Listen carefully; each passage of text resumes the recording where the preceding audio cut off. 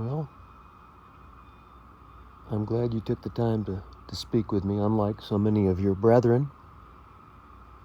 Sorry also, 17 years ago I wanted to chat with you, but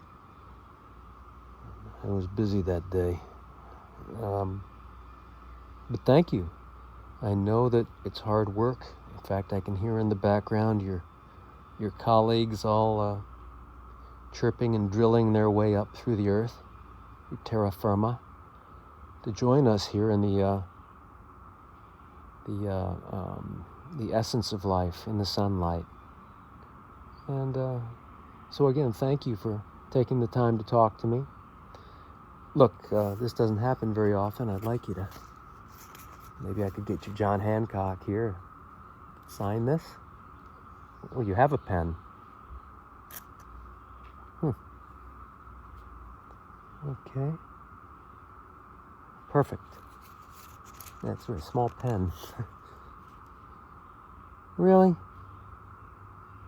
Orlando Cicada? Like the Hall of Fame baseball player, Orlando Cepeda?